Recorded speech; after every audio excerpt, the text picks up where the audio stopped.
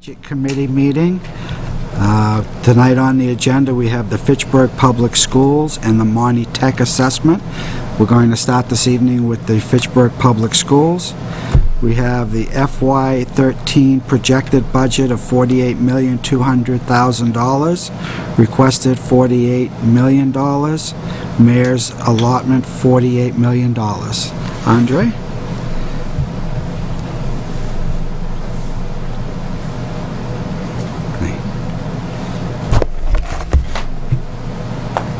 You want to just recognize the people from the school committee that you brought with you this evening? I can recognize them. I'm here tonight. Bob Jokola sends his regrets. He's not able to join us tonight. He's away. But as you know, his work was done a couple of weeks ago, and all the preparations were made, and you received them. Tonight here I have my Assistant Superintendent, Paula Giaquinto, and school committee member Pete Stevens, Matt Bruin, and Marisa Fleming. Thank you for receiving us this evening.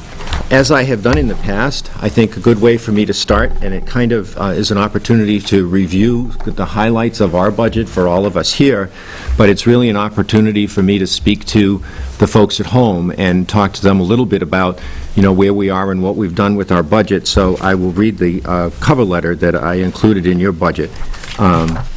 As I present this FY14 budget, I'm proud of the work the staff and students of Fitchburg Public Schools have accomplished this year. The FY13 budget you approved provisioned us to make great strides, and I knew our staff and students were capable of.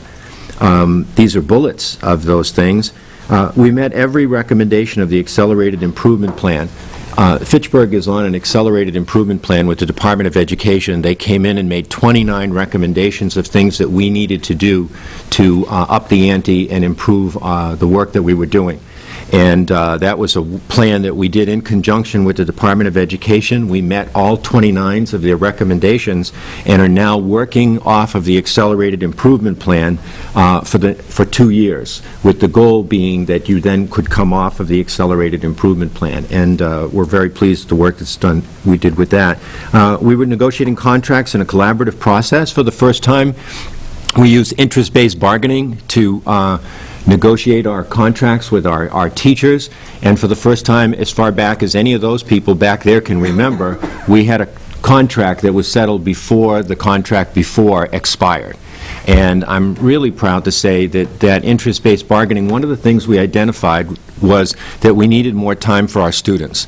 And the second thing was we needed more time for our staff to get up to speed on the things that they needed to do.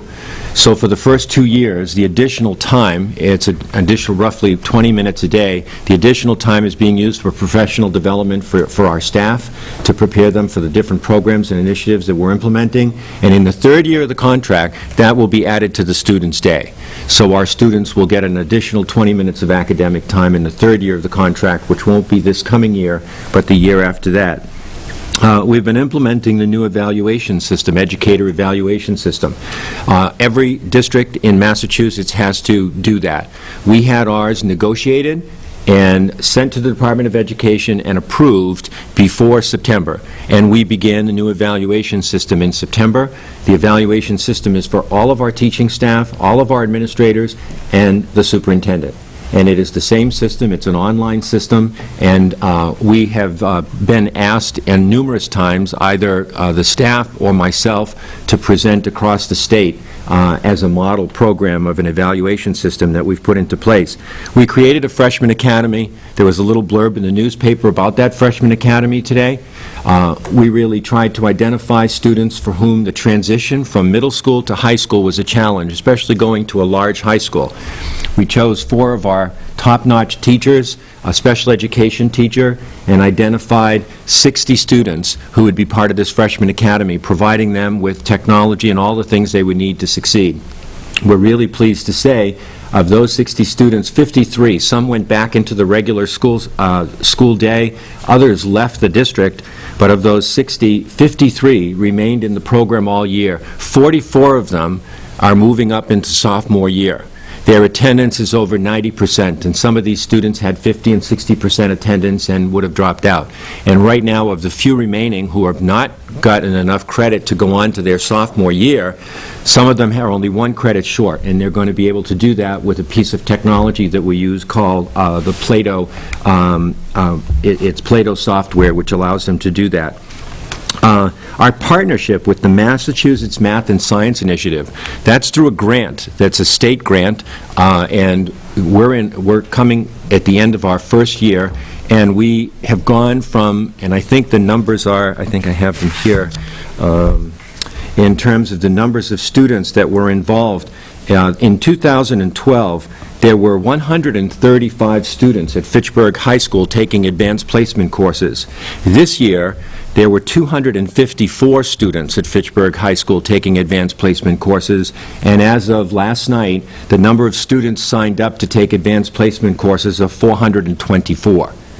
So we've really made great progress, and one of the things that is very attractive to me about this system is it's the one thing I've seen that has evidence that it closes the achievement gap. There's a lot of stuff out there about this will close the achievement gap, that will close the achievement gap, this does it. It's been in place for over 10 years, it's national, and the statistics show that this is implemented not only helps the students that are taking the AP courses, but it raises the bar for everybody, because it really raises the challenge in terms of the academics.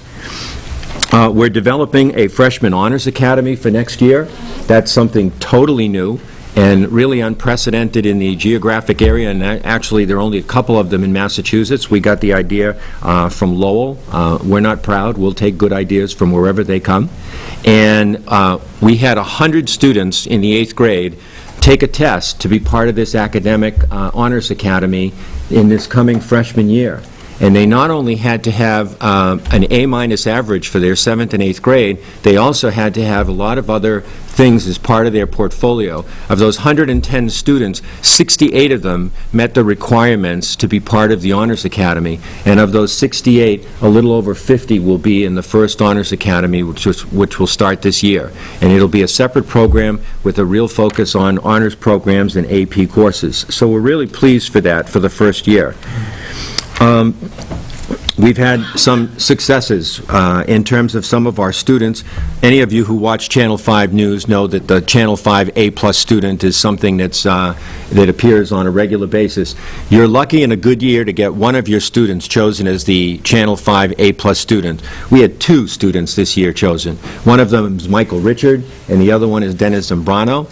Michael Richard is a student at Fitchburg High School who began his academic career in Fitchburg in kindergarten and has been in the Fitchburg Public School his whole life. Michael was accepted to 19 colleges and universities, and his first choice is Harvard, where he'll be attending in the fall.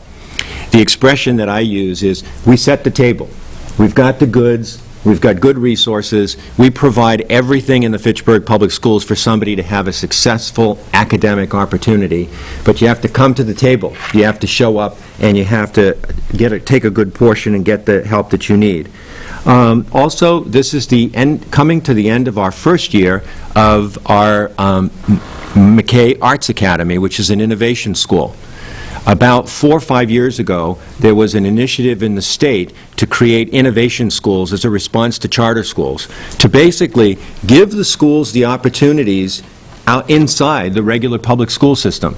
So at McKay, we had the elementary school at McKay, and we had what has evolved from the old museum partnership school that used to be over B.F. Brown.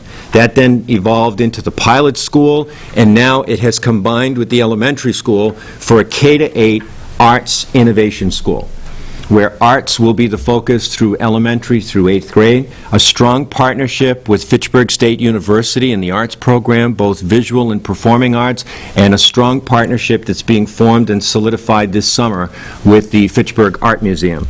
So I'm really pleased with that. We've been able to maintain a comprehensive program. As you know, 3 years ago, we began a full middle school athletic program starting in 5th grade. All of the sports are there. This year, we added lacrosse to the high school, and the report Ray Cosenza gave a great report last night. We have more students involved in sports than in the past 10 or 12 years. Right now, it's about a little over 40% of our students at the high school are involved in one sport or another. His goal is to get that up to 50%. And we've not only focused on the sports, but also on the arts. If you had an opportunity to see the musical Grease that was performed at Fitchburg High, it was a phenomenal activity, a phenomenal performance. And the little diner that I eat at in Fitchburg, and I can't use the name because it would be advertising, but it's on Route 12. And when I eat there in the morning after I went after the play, the people in the diner were saying that was the talk of the diner for the whole weekend. And I think it's a testimony to, you think you're just having a play up at the high school. It's not a play up at the high school. It's a community resource. It's parents, it's relatives, it's friends, it's neighbors coming and having something to talk about that is, part of the whole city and part of the schools. We've had lots of opportunities and received awards that are in your packet for our food and our healthy foods and our healthy activities program. You may be aware of the fact that our alternative high school has been successful, and we recently changed the name. The alternative high school is now Goodrich Academy, which I think is so appropriate for Fitchburg, because if there's one thing I learned here in 8 years, tradition. As Tevye would say in Fiddler on the Roof. There's nothing like it. So what we've done is take something totally contemporary, an alternative high school that starts a little after noon and goes till 7 o'clock at night. 60% of the students that attend the Goodrich Academy are not from Fitchburg. They're here on school choice. They have found something here in Fitchburg that is attractive to them and is meeting their academic needs, and it is now Goodrich Academy. My goal is I'm working on getting a new sign for both Fitchburg High School up on the main road and in front of Goodrich Academy, so that we can identify those places really well and communicate with the general public as they go by. And we've invested over $500,000 this year in technology. And you've seen some of it here. There's the Accelerated Academic Learning Center on the other side of that wall, which is used not only for special education students, but for all students. Laptops, iPads,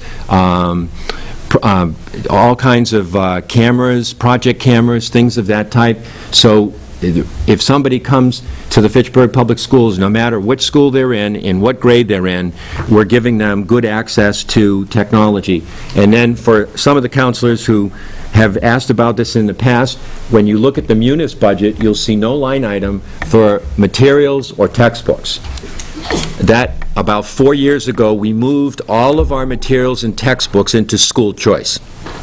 We had taken regular teacher salaries out of school choice, and as we hit those tough years of budget crunches, we thought, okay, what is it that we could move into school choice that's not so personnel related, so that if there's ebb and flow, it's accessible. So there's about $364,000 worth of materials for our schools and textbooks. And as I travel through the schools, I remind everybody, if you don't ask, you won't get. So whether it's new chairs, new tables, any kinds of resources, we have provisioned our district well. And I want to thank you for the support of the budget last year, which not only provisioned the budget for resources and technology, but for additional positions. And those additional positions in curriculum, a lot of work right now is being done on Mass Core, which is the whole new curriculum that needs to be rolled out. And one of the reasons why we were given the opportunity to be an accelerated improvement district was because we now had the resources that the Department of Ed said you should be able to get the work done that you need to get done. And I think that that's going to be the result of that is going to be very positive. Last year's budget was $47,200,000. This year, when I looked at what my increases would be to maintain what we had, the increases were $2.4 million. Halfway through last year, there was an additional appropriation of $1 million, which cut into that. as we carried over. And then we have looked at what you saw in, you would have seen in the Munis budget, all kinds of cuts that we've been able to make in our energy use and other kinds of facility use because of the investment that we've made in SBAB. MSBA, I'm sorry, in MSBA. So those are the areas that we've looked to consolidate and try to find the savings so that even though our total increase in cost was $2.4 million, we would not have to, cut into our regular teaching personnel, so that the appropriation as it stands now of the $800,000 brings us to $48 million. You also would have seen in the booklet, we've had an exorbitant increase in our outside residential placement in special education to the tune of over $1 million. I have not come back to the City Council and asked for additional money for that. We've tried to work out ways in which we can consolidate and save money.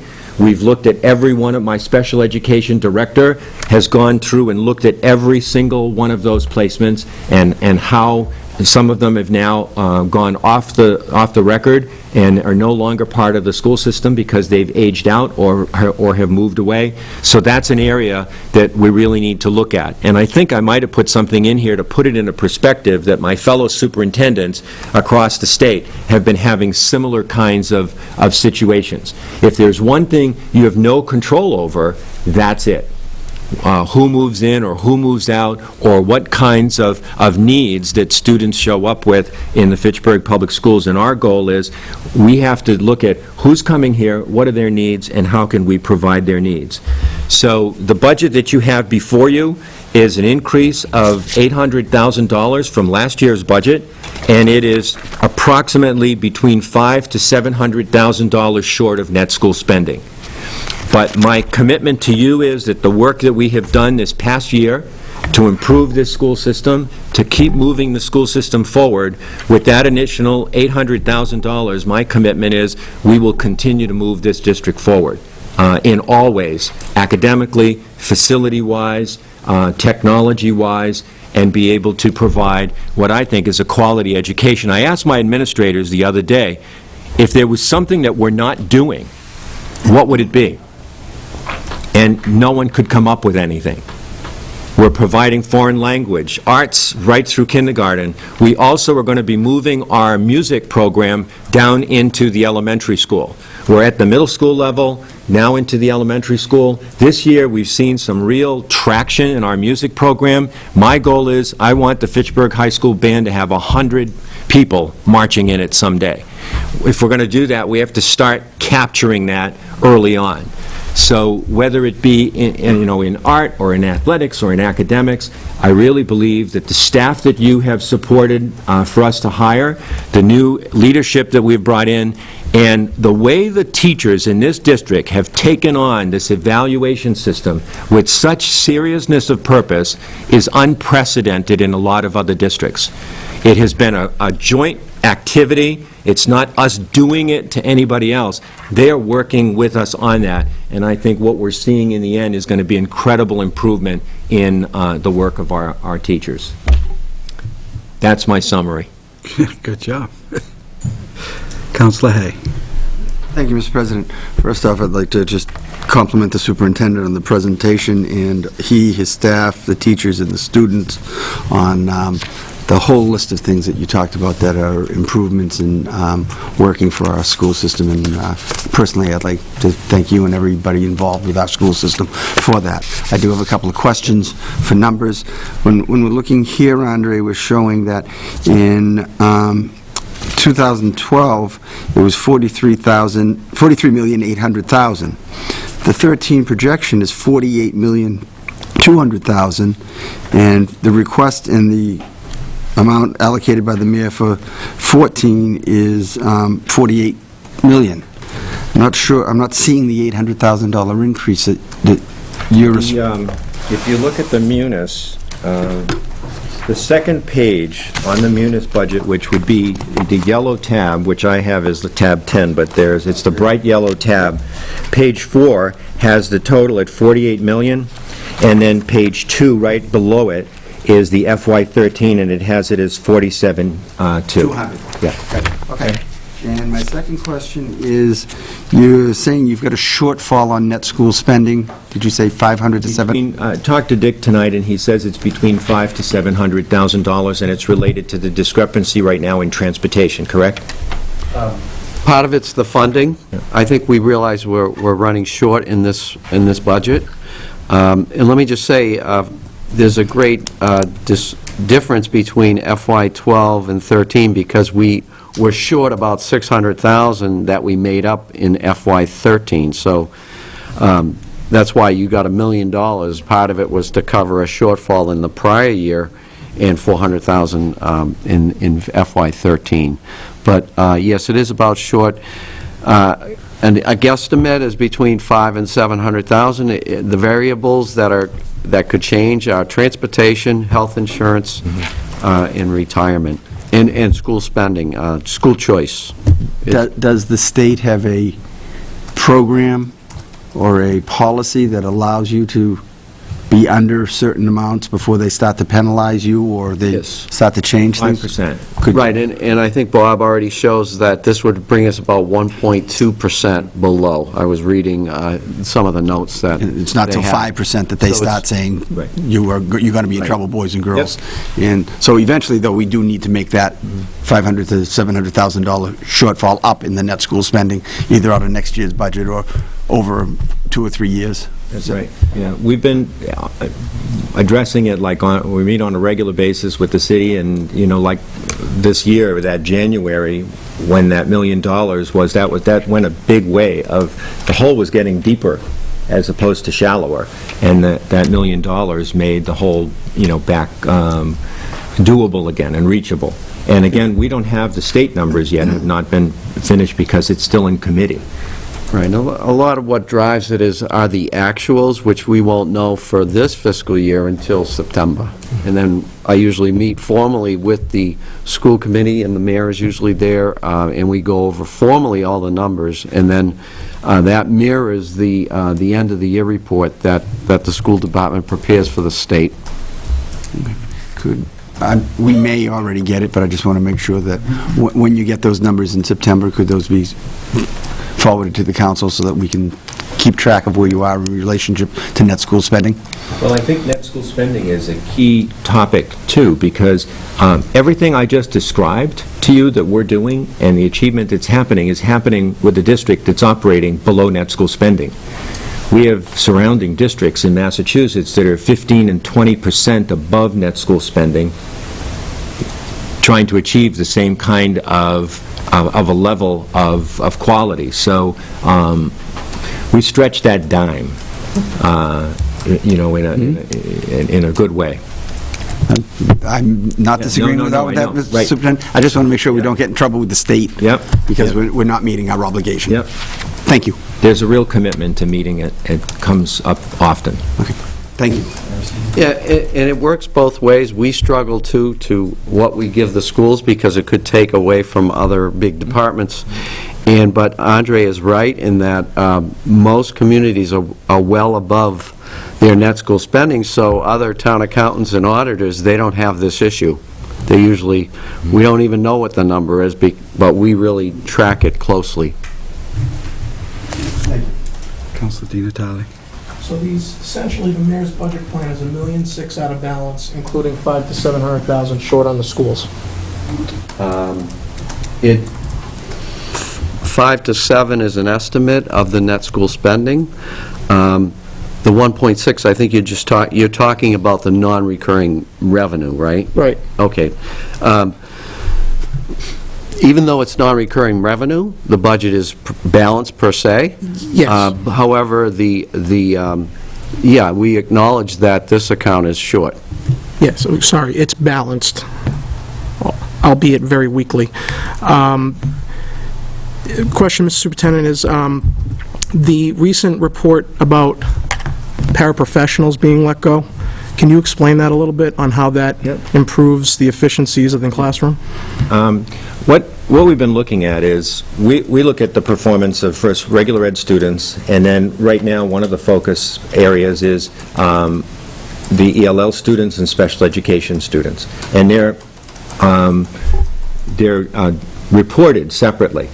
What we have found is that over the past half dozen years or so, those subgroups have been performing at either at the same level or their performance has actually been decreasing. So at the beginning of the year for opening day, I had Dr. Tom Hare as the speaker for opening day. And a lot of what he was talking about was, in order to, first of all, you've got to push for inclusion as much as possible. Because every time you take a special education student or an ELL student out of their regular core curriculum, they're falling behind just naturally because they're not there learning what everybody else is learning. So you take them out, you do some remediation or some support, and then you put them back in.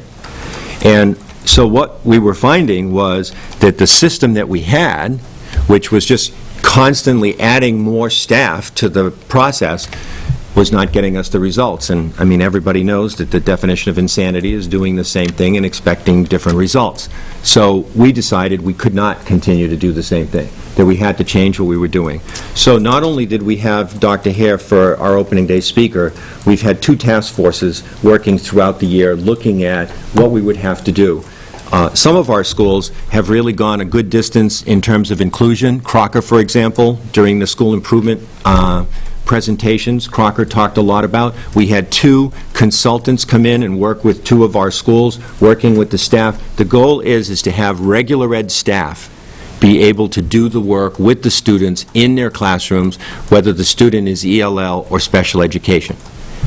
We were spending over $2 million in teacher assistants, and what we're not getting is the result. And then there is also a component of the use of teacher assistants is it sometimes actually creates dependency. The goal with the special education student is to create independency. But if you have somebody there who's constantly working with the student, and if it's not done correctly, what happens is the student actually becomes dependent on the support, and it doesn't challenge them and they don't move forward. So between Dr. Hare's research and the work that we've done with him, between the 2 task force, it was recommended that we would be able to change our delivery model. The goal, the ultimate goal, if we're able to do it, would be to have as many additional special education teachers co-teaching with the regular ed teachers. And that's really the model. So, for example, in a grade level of 4th grades, if you had 4 4th grades, you'd have 1 special education teacher assigned to those 4th grade teachers, and they would go in and work side by side. Kind of what we have an advanced academic learning initiative going on, and the coaches come in and they work with the teacher, and they teach the teacher how to differentiate instruction for the students that are able to go beyond and do more. So that's the model that we're looking at. And it's a model that we've chosen simply because what we have been doing is not getting results. And we can't continue to look at our special education students' scores go down and not try to change the delivery and the work that we're doing with them. And, how are we doing with regard to substitutes? Are we having a problem hiring substitutes or finding substitutes? Because I recall a long time ago there was instances where if the sub's not on staff, those kids get moved to another teacher's classroom. We have then, we don't, couple answers. One is no trouble getting substitutes. We have a really good system in place. We have, with our HR person, and actually I haven't heard any complaints from any principals this year. It's the first year in a long time. So the system we've worked out must be working well. We actually stopped providing substitutes about 3 weeks ago in order to help balance the budget, because those millions of dollars and all of those additional costs that we had, we've been trying to, as you get closer and closer to the end, you know how it is. You start looking at those accounts and say, okay, what did we not use here? How can we use that to balance the books? And the decision was made with the principals is that we would look at that way, that they would have to find other ways for the next month or so to cover classes or whatever it is without hiring substitutes. We've also worked with the union. It was part of our conversation during negotiations, and it was an issue actually that was mentioned in our report from the Department of Education. It's not unique to Fitchburg. and that is absenteeism.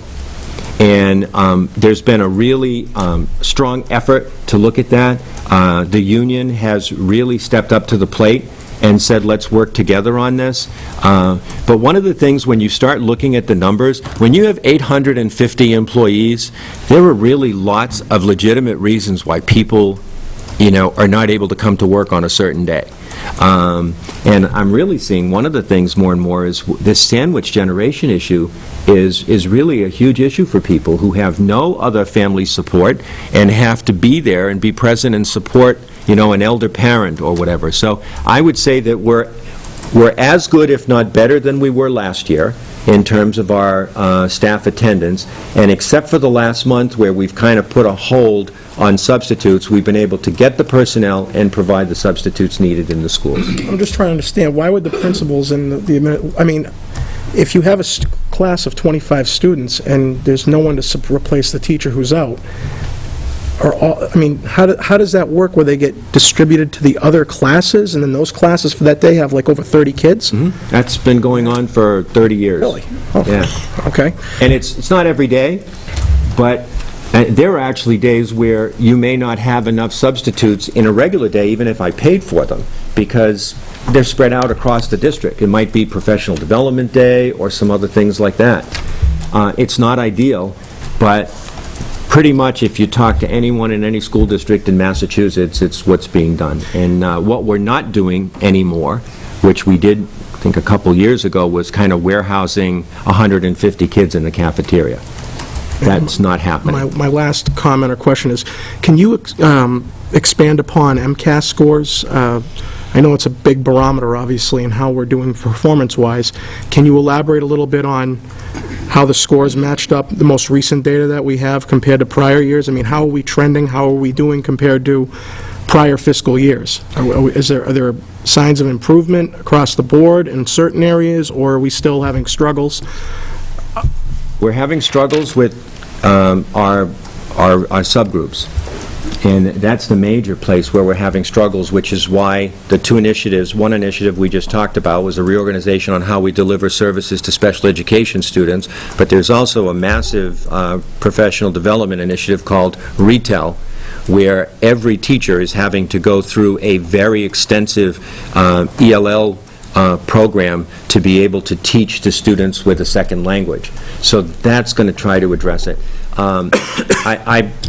We're flat or a little bit on the way up in most areas, and I'm giving a real general picture here of the district, but I'm really encouraged in anticipating the results of the coming MCAS tests.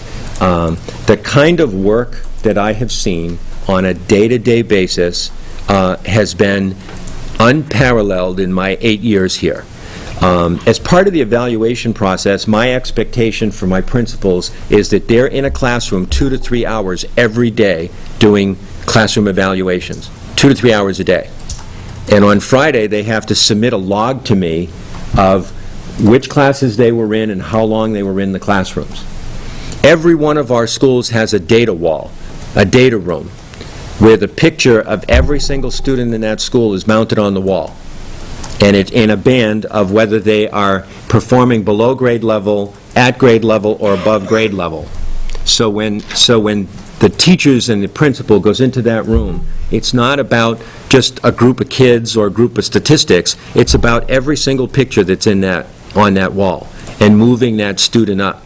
If they're in the middle area proficient, moving them up into excelling. So that's that kind of attention to detail will have to show results. I'm expecting that it will show results. If not, I will be on suicide watch for at least a month. But it is. I'm watching it. I'm spending a lot of time in classes. I go from classroom to classroom to classroom, and guess what? I'm seeing the same curriculum being taught in every classroom. I'm going into classrooms and I'm seeing the objectives posted on every wall. And then I can go and sit next to the student and say, what are you doing today? Tell me what you're doing today. And instead of saying, I don't know, I'm filling out this worksheet I was given, they can pretty much tell me, here's the objective for the day, whether it's in ELA or math, and I know what I'm doing. And if they know what they're doing when they start, they're going to be able to do it when they're done. So I think we're on a good, the fact that we were given an accelerated improvement plan by the Department of Ed and not given anything more negative says that they're satisfied with where we are, and they know that with what we have in place and the staff that we have, we can move the needle where it needs to go. I just wanted to say, in closing, thank you very much to you and all your staff throughout all the schools for the work that they do. It's not an easy job. And, we have a district that has many challenges. I mean, we have, isn't it over 75% of our students are on free and reduced lunch? We have one school that has 87% on free and reduced lunch. And we have also in the SPED department, don't we have a large percentage of SPED students, like more than, like high up there in the national average or something? I mean, state average is 17. We have over 20%. That's the ticket that we're trying to address.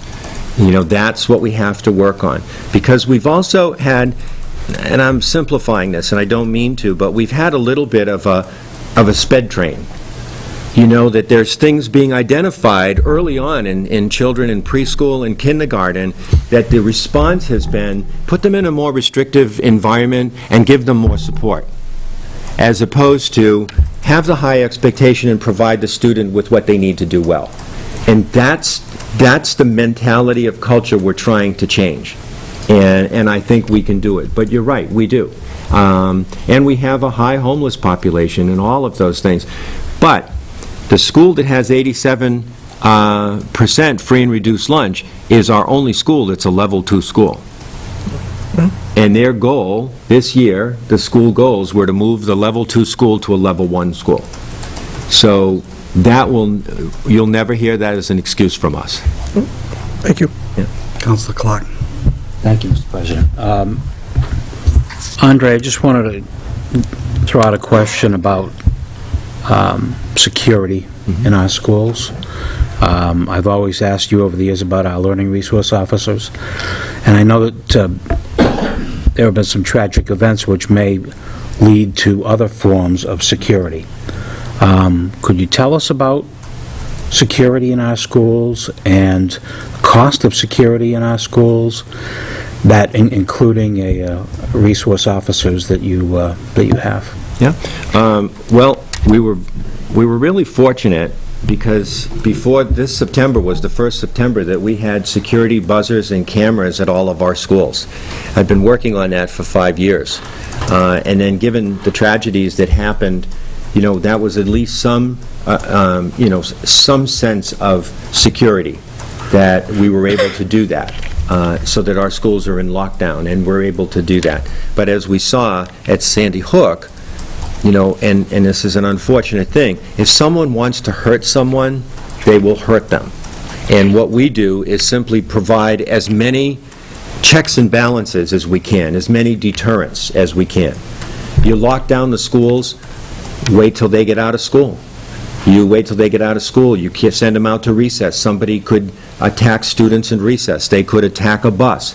So if someone wants to do bad things, they will do bad things. What we try to do is put in as many possible barriers as we can, as many things as we can to slow things down. We have video cameras at our high school and at our middle schools, which give us and really sometimes you just put the video cameras up and that's all you have to do. Because people know if they actually did something, they'd have to sit down and watch themselves on camera and would not be able to say, that they didn't do that. So from that point of view, that's been very helpful. We have one resource officer at the high school, phenomenal, unbelievable guy, great job, great work with our students. And then we have another resource officer that works with our middle schools and when needed goes to our elementary schools. And they work with us. That's always a concern. How do you bring together the work of a police officer and the work of a school administrator, because they fall under different rules, and given a situation, they might have to react differently. In the 8 years I've been here, it's never been anything but a cooperative relationship. And what it gives an opportunity, the resource officers take part every Monday morning. There's a debriefing of the administrators at the high school. The resource officers there so you can find out, okay, what happened this weekend? Is there anything that could kind of work its way into the school? And then you can be proactive about it and go after it. So, I think what we have in place is good. Could it always be more, and could it always be better? Yes, it could. But I've, been to a lot of trainings on emergency and safety, and I know that, you're not going to be able to cover all the bases. You do the best that you can. Yep. The learning resource officers comes out of the police budget?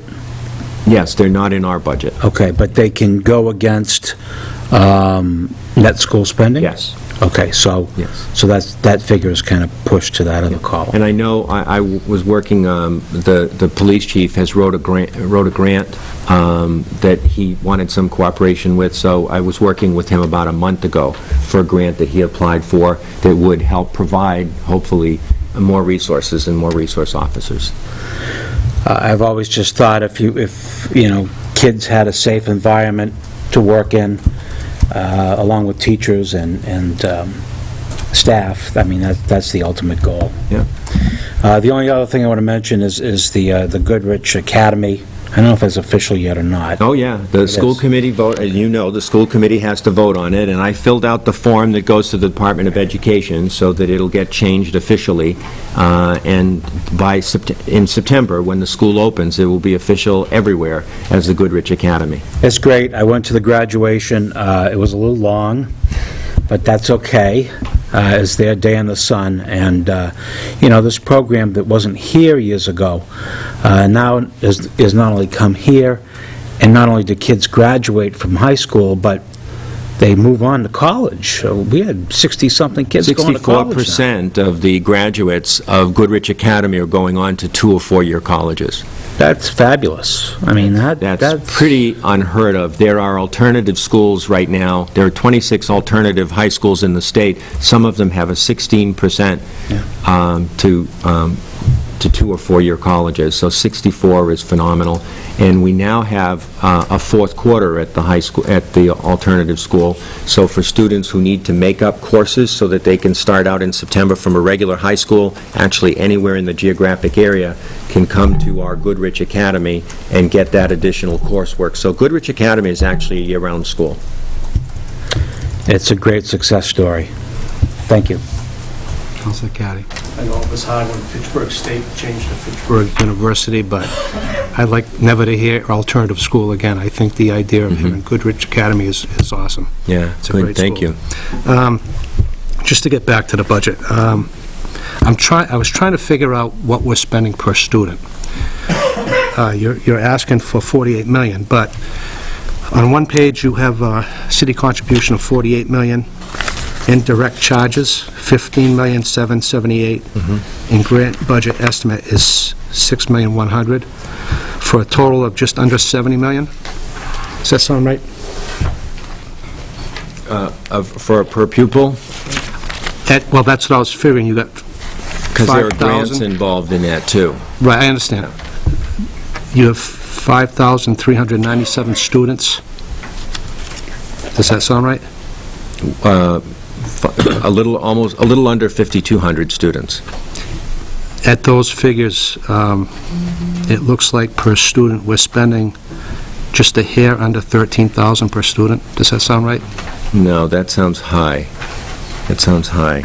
I don't know if you would have that, Dick. Well, I think your figures include the city-related charges. I don't know. Indirect charges. Yeah, I don't know if they incorporate that. I was looking online on what other communities were spending per student and trying to compare Fitchburg to it.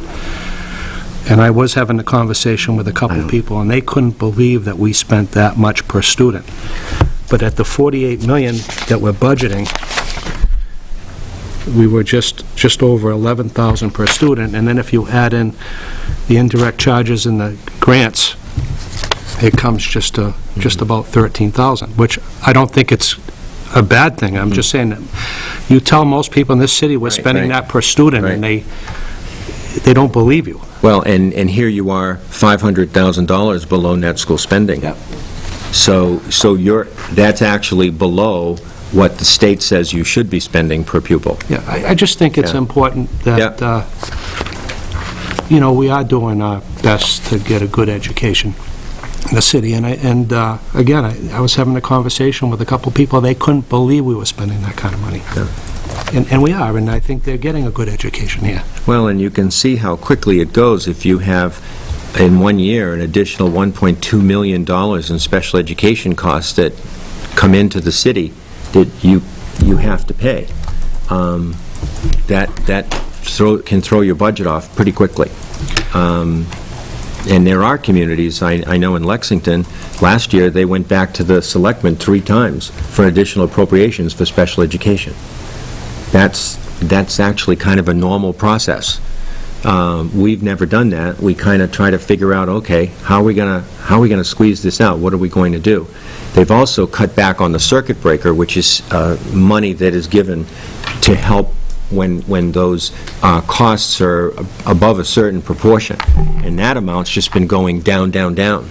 So a lot of the safety nets that have been there from the state and from the federal government have actually gone down also. Thank you. Yeah. More requirements, less money. That sounds familiar. Councilor Di Natale. Just to piggyback on Councilor Caddy's comment, the indirect expenses, from my past experience on the school committee, don't get factored in because they're not directly going into the classroom. That's for services from the city outside of the school-related services. So $48 million divided by $5,200 is $9,200. I was going to say we're a little bit over $9,000. Right, so $9,200. Where that stands average-wise with other communities, I don't know, but it's about $9,200. The other thing, too, to remember is, and I get this comment a lot from residents or from other people who work in the city outside of the schools, and they say, why does the school budget... I mean, they'll tell me, they complain sometimes that the school budget gets increased in some years when a lot of departments have to take cuts. Obviously, the school department may dispute that claim, but, a lot of the funding that goes to the schools is dictated by state law, or state formulas. Right. I mean, we are required under state law to fund the schools at least at 95% of the assessments based on the formulas that they have in the law books.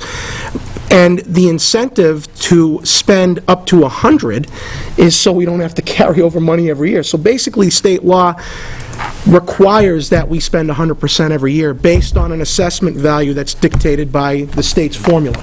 So it's not a matter of the city of Fitchburg and the city council, the school committee going, what do you need? You need another $3 million? Here you go. I mean, the question could be more appropriately centered on how is that money being allocated throughout the district, but the total number is really, 85% of the number is really out of our control, and we are not incentivized to not spend the 100%, because if we don't, it's just going to stay with us. So I just wanted to bring that point out. Thank you.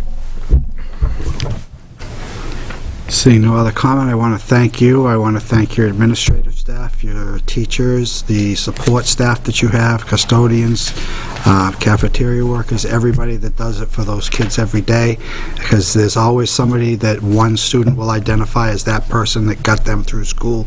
Could be the bottom to the top. You never know who it's going to be that's going to inspire some kid to stay in there.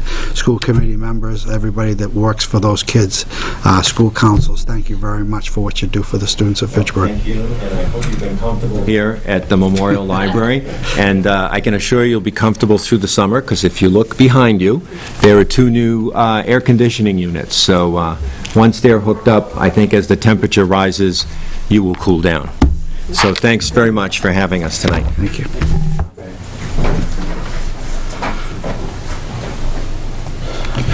Just as a public service announcement, I mean, we do have an election coming up this fall. There's 4 open school committee seats.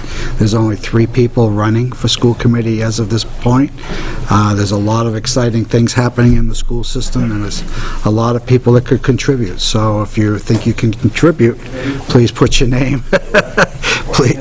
Please sign up. Thank you. Only about 78 Okay, moving on to Monty Tech, Superintendent Charette. Stephen?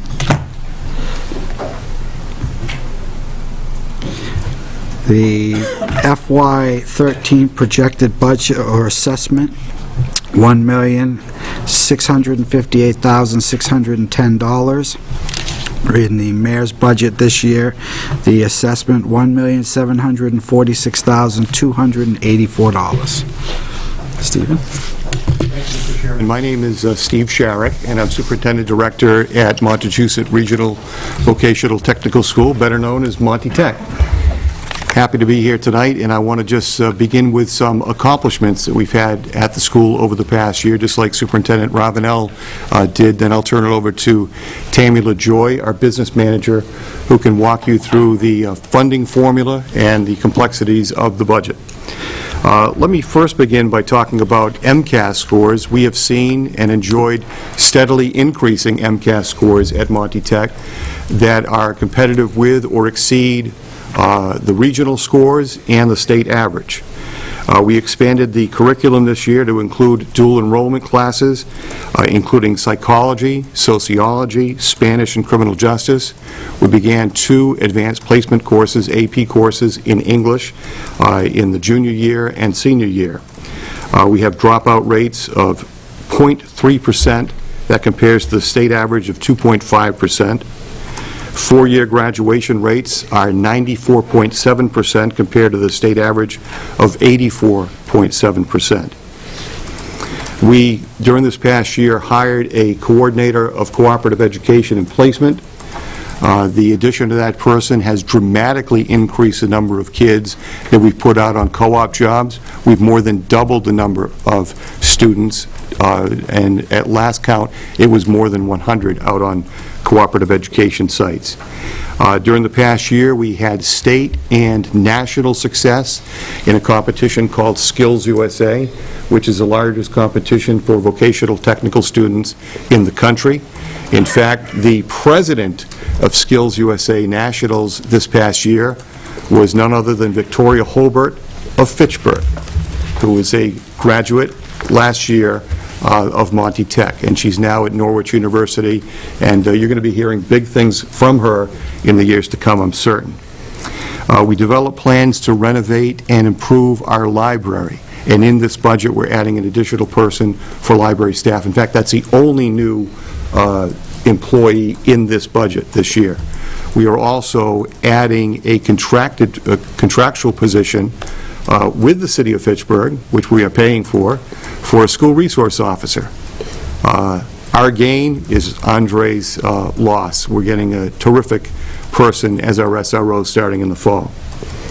We expanded dramatically the number of articulation agreements with colleges and universities. Our junior ROTC Cyber Patriot team came in runner-up at a Cyber Patriot competition, national competition in Maryland. And as I told the Finance Committee the other night, Mr. Chairman, we have just embarked on a $10.7 million performance contracting project, which does not require bonding through our communities, does not require additional assessments or increase operational costs or capital costs. We are funding that largely through energy savings in our building. We're replacing our roof, and we're replacing 44 of our 49 rooftop units, which deal with either heating and or air conditioning. We sent, in this past year, at least one set of science experiments, up to the space station, and that was designed by students at Monty Tech. We also helped lead the state in development and revision of a whole series of curriculum frameworks for career and technical education. We're going to continue to do that this coming year. We secured almost $500,000 in competitive grants from the state for a series of things, including 2 new science labs and a basically $100,000 piece of machinery for our machine technology program. And with that, I'm going to stop talking. Those are some of the things we did at Monty Tech. I'm proud of that. Probably just hits the surface, and I'm sure I missed a lot of things. And with that, I'll turn it over to Tammy LaJoy. Thank you. I handed out earlier, or last, a PowerPoint presentation, and you also received a copy of our budget. So I'm just going to kind of go through the PowerPoint, probably rather briskly because I think you really understand the funding formula. But I'd like to start out, just to build upon what Superintendent Sherrick said, what our class of 2012 graduates have done, and 64% of them from the class of 2012 have continued their post-secondary education in 2- and 4-year colleges. 3% continued their vocational training in certified tech schools, 5% enlisted in the military, 25% entered the workforce, and upon graduation, 3% did not know what they were doing at the time. But we are mandated to follow up, so we will have those updates at a later date. So for FY14 budget goals, what are we planning to do with some of the funding in FY14? As Superintendent Sherrick already pointed out, we're focusing a lot on school security. So we're purchasing security cameras, we're adding to our current security system. We are contracting with the city for a school resource officer. Those are some of the major things for the security piece we're doing. We're also, because our library, we have not had a functioning library in over 5 years, we did hire a librarian in FY13, and she's worked with the classrooms, with the teachers already, with helping students with research projects and stuff. But this coming year, we're going to be hiring a library assistant to help her out in the library. We're also, as Superintendent Sherrick said, we received a $248,000 science equipment grant. This is for the actual equipment to go into the science labs. This is so we can teach biotechnology and other type, advance our science curriculum. But that money did not include to renovate the classrooms, and they needed upgrades for the gas, the tables and everything for the equipment. So that's a big portion of our FY14 budget, is renovating those 2 classrooms so that we can properly function with the new equipment. We are also continuing, we started an after-school art program because many years ago, 5 years ago, when we had to make cuts to the budget, school art was one of the major things that we had to cut. So we do have a teacher who teaches after-school art programs, which gives the kids some of that they desperately desire. We also have after-school tutoring for ELA and math. We have that before and after school, and we provide the students busing home for those programs. We also have many other support programs with the co-teaching and different things like that we're continuing with this current budget. This budget, as Superintendent Ravenel said, we don't have state numbers yet, so this budget that you have before you is based on the governor's numbers, which are the numbers we had when we certified this budget back on March the 6th, because our first town meeting starts April the 6th. So that's the numbers you have before you. So a lot of the presentation talks about what's going on in the governor's numbers, which we've heard, are different, but we don't know those as of yet. What are the 2 major contributing factors that play into Monty Tech's budget? It's the foundation enrollment. And that's different than the number of students you have at Monty Tech. That's the number of students that are there, but it's also the number of students, say, from Fitchburg that attend other schools, like Leominster CT or through the school choice program. Those get added to your foundation enrollment numbers that are billed by Monty Tech to you, because we pay out the school choice figures off of our cherry sheets. The second piece is the foundation budget. And that's the amount, again, it's determined by the state, that we're required to minimally spend per pupil. I know you had that discussion with Superintendent Ravenel up here before about that minimum spending, and I will tell you about that. Our foundation budget, so one of the major contributors, we have 1,453 students for the FY14 budget. That's an increase of 10. We are maxed. Of course, that includes some of the school choice children that we have out, but we are pretty much maxed with our enrollment. So we will see, in the last few years, we've seen some spikes in that total enrollment, but over the next few years, we will see that flat line because we are completely at the max. So what does that mean for Fitchburg? Fitchburg, for the FY14 budget, for your foundation enrollment at Monty Tech, you have 395 students, which is a decrease of 17 students from the previous year. And due to some of the calculations in the governor's numbers, you'll see that the required minimum that the state is asking you to pay Monty Tech for those students is $1,548,481, which is only a decrease of $5,372 for the decrease in the 17 students. And you'll see how that plays out a little bit in my presentation. So again, the foundation budget is really calculated on a bunch of factors: geographical location, inflation, wage factors, and it takes into account the different grade levels that students are in. So why does Monty Tech have a higher foundation budget than your Fitchburg Public Schools? Well, what happens is each grade level is assigned a dollar value that the state feels is the minimum required to support the minimum education requirements for those grade levels.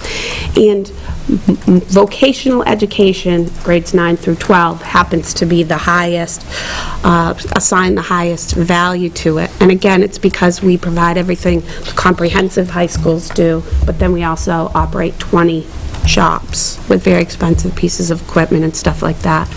They also give you some increments for your number of free and reduced lunch or low-income students and for special ed students. So all those things factor in. And for Monty Tech, our FY14 budget, foundation budget, according to the, again, governor's budget, is $14,896 per pupil.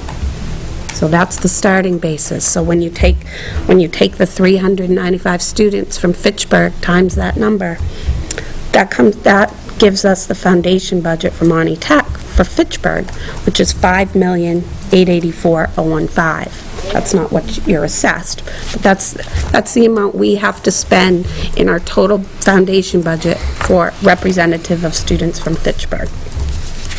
Again, I just included a slide in your presentation that shows you that breakdown of the foundation budget, so you can look at your own school systems. And then there's also just a visual of what I just said to you about how the different grade levels are broken out. There's different values assigned. When you look at Monty Tech, all our students are in column 10. Then we have the special ed increment, and then the other is our low-income students, which plays out to our foundation total budget of $21,644,238. Divide that out by the number of students, and you'll see the number I just gave you, $14,896. So that's what we're required to minimally spend. That's our foundation budget. That's our basis for what we're required to spend for the students at Monty Tech. And that, it factors in, as you discussed with the Fitchburg Public Schools, your net school spending. You had that discussion on the requirements. That's our requirement of spending. Above that, they don't factor in the amounts you spend on transporting students, on your any capital you have, and any debt. Those get added on above that. So I just kind of went through our net school spending requirements. This year's budget for us was $452,071 increase. That's a 1.85 increase. That puts us exactly at net school spending. We're not a dollar above. So we are one of those school systems operating at just 100%. I understand Fitchburg was below. We're at 100%. We did have, when we first went through the budget exercise with our liaisons, the coordinators, we came up with a budget increase of about $1.2 million. And we made a series of cuts with the financial planning subcommittee of the school committee to cut down to be only exactly at net school spending. So I know it seems like, wow, you're just right at it. No, we cut down to make it so that we did not have any spending above the net school spending requirement. So again, some other major factors that play in, some other sources of revenue. Transportation revenue. We are, again, currently budgeting based on the governor's numbers. I skipped over a couple of slides. We're on the other anticipated revenues in the slides now. Apologize. That's about so we're budgeting $815,000. That's about a $48,000 increase over this year's current transportation reimbursement. We're also continuing to get our SBA money because we do have a bond from our renovation project of $2,000. So that bond does end in 2020. It does retire. But for now, we're still receiving under the old method where we get reimbursed every year from the SBA. We were under the old method, not the new one where they pay you up front. The next item that I'm going to talk about is what I think affects Fitchburg's assessment with us, probably beyond the minimum contribution, the second most. We are putting in $575,000 of school revenue, of school funds, and that's broken out from $350,000 from E&D and $225,000 from our revolving funds. This is actually a decrease, though, of $251,742 from last year. Because we see our E&D, we are at net school spending, and we are budgeting so close to level that we're not seeing any money go into our E&D account, so we've actually almost depleted it by trying to keep our community assessments at their lowest possible level. Our E&D was certified for July 1st of 2012 at $485,000. We're using $350,000 of that to offset FY14's assessments. It's only leaving us $130,000 in E&D, which for a $25 million, just shy of $25 million, is very minimal. But we have made a commitment to keep our assessments as low as possible to our communities. And we're using $225,000 of revolving. How we generate those funds is we have the auditorium. That generates, we have rentals from that. That generates about $50,000 a year. So we had some money in that. The total funding in those revolving accounts is about $340,000 currently, and we're proposing to use $225,000 of that. So we're really depleting those too. But we realized that this was a decrease from last year from school revenues, and we didn't want to totally fall off the cliff for this year. But that does make a difference in the assessments. And we also are assuming that we have about $300,000 in grant funds, so those are not built into the current FY14 budget that you see before you. Some of the other slides just show you how the budget relates to our net school spending requirement. You can see FY14 tentative budget, the net school spending requirement. I give you kind of a brief breakdown of that, what our requirement is from the state, what we're spending on bonds, $1,213,204. That again is before the SBA reimbursement, which gets taken off. Capital, which is vehicles, school buses are also included in that line item, and our capital assessment. And transportation, that's $315,000. Our transportation, which is merely our bus contracts, we're in the third year of our bus contracts, so they are at the maximum value or cost, $1,580,903. And you can see that that comes exactly to the $24,785,280, which makes up our net school spending requirement. I also included in your packet just a brief budget summary to show you how all those numbers come into play. I've also showed you a breakdown of our spending. Our largest portion of our spending is 51%, and that's in instruction. Our second largest, as you would imagine, is the benefits and fixed cost of 16%. And then we go down from there. Maintenance is the third highest, excuse me. So that's just a little breakout. Also, within your handouts, there are just some breakouts of the different categories that the budget is made up of. And just, we talk a lot about this assessment. So I just want to give you a brief, and I know this board is very familiar with it, but just for those who aren't, a brief assessment of how our assessment is determined. It's made up of 4 parts. We have the required minimum that the state puts on, which they factor in as your ability to pay. We don't have any play into that. It's based on your community's property valuations and the income levels, and then they add in municipal revenue growth to what you paid last year. Anything above minimum which this year, as was last year, we have nothing above minimum.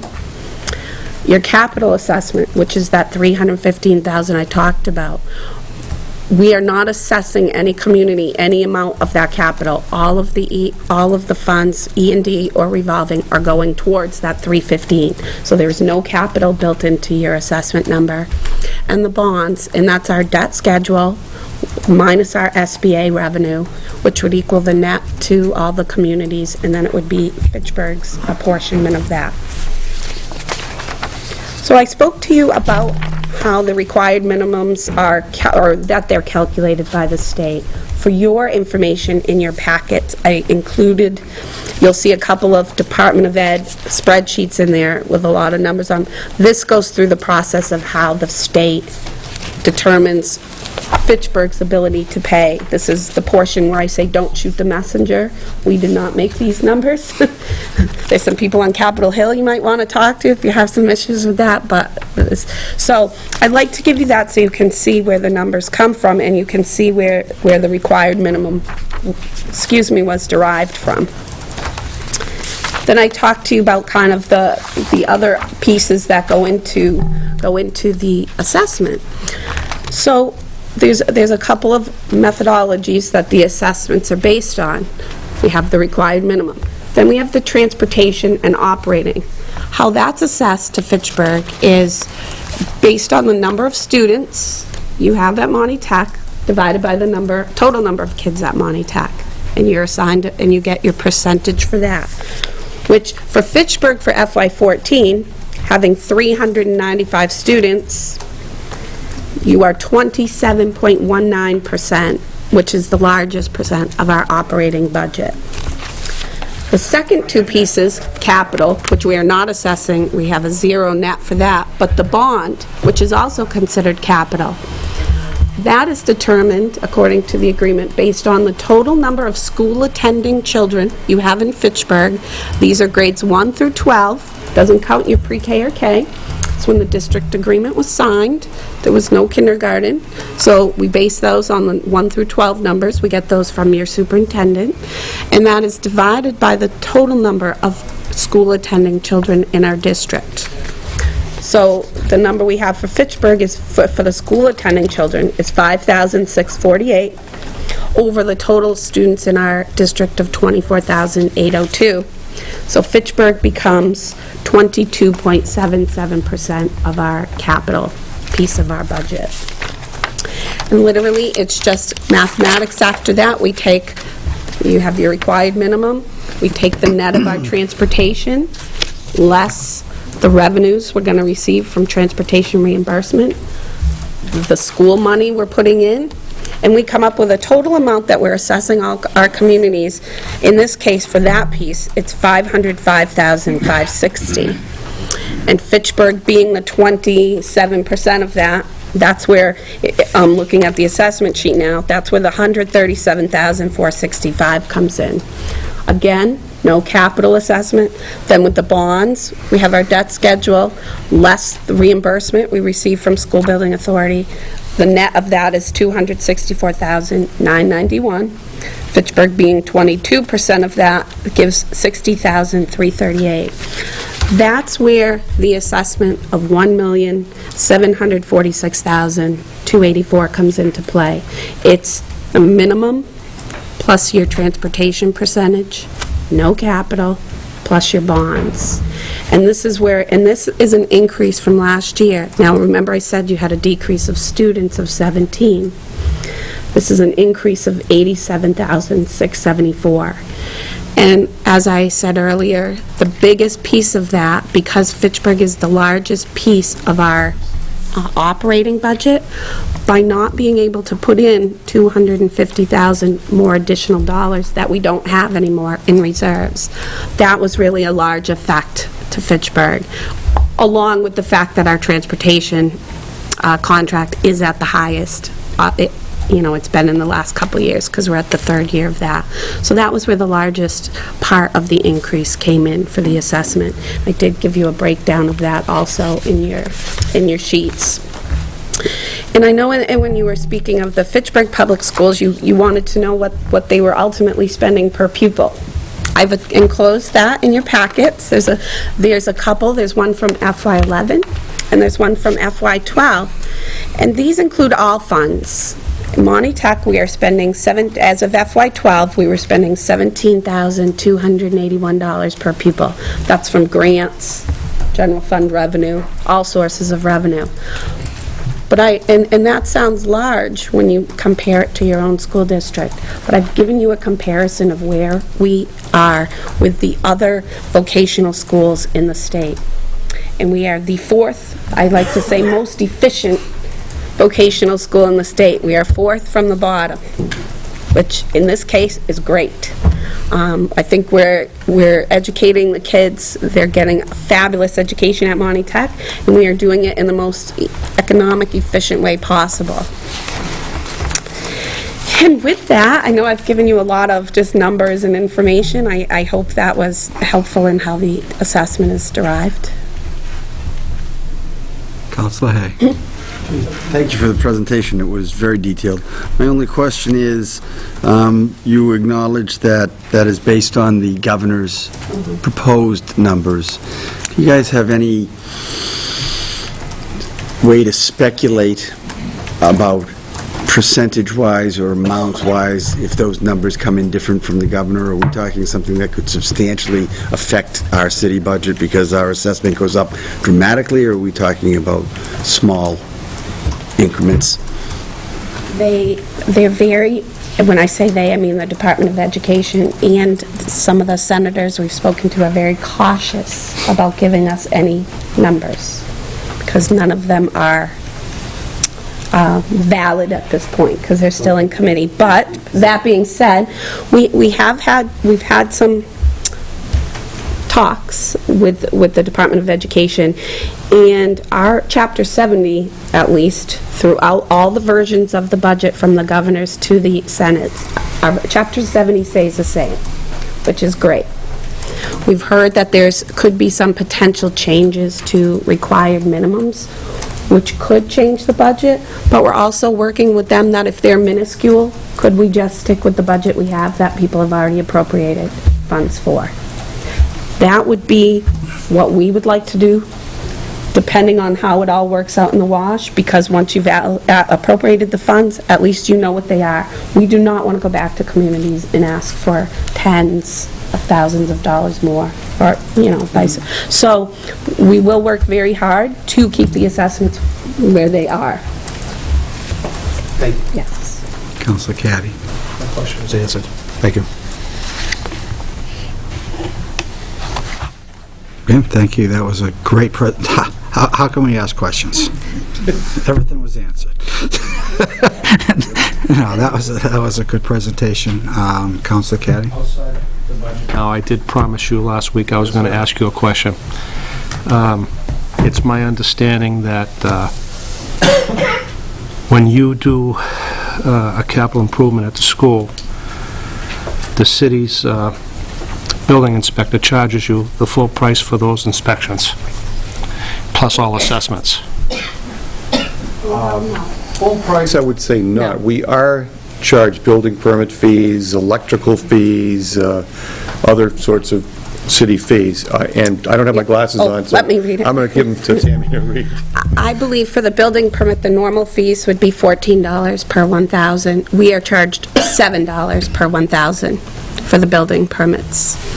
The electrical permits, we're charged $50 plus $15 per 1,000 square foot of working area. And for the gas permits, $50 plus $10 per fixture. What did you spend last year? Was that your biggest year, last fiscal year? Yes. We renovated our student support services. We moved it, that's our guidance office. We moved it to a different location and brought our info tech shop over there, and that building, the permit for that was $2,100.